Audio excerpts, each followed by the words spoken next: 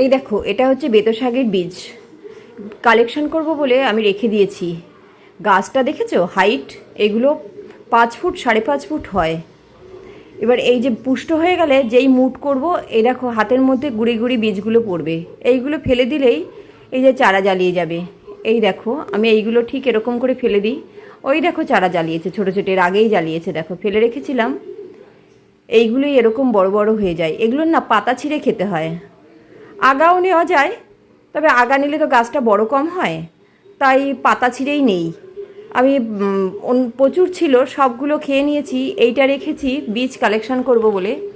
আর আমি তো অনবরত বীজ ফেলতেই থাকি। এই দেখো এখানে 4 আঙুল সাইজের হয়েছে, ওখানে ছোট দেখলে এখানে 4 আঙুল সাইজের হয়েছে।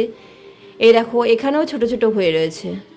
বিভিন্ন সময় ফেলি তো, সেই আর কি। এটা আর একটু বড় হয়ে রয়েছে। তবে আমার মনে হয় ছাদ বাগানের জন্য এই বেতোটাই বেস্ট। এটা সারা বছর খাওয়ায়।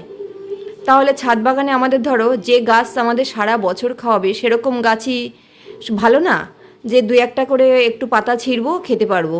এই দেখো বীজগুলো ফেললাম, এটাই আমি সবে ফেলেছি, এখনও জ্বালাইনি। এটার মধ্যে যে বীজগুলো পুষ্ট হবে সেইগুলোই পড়বে আর কি।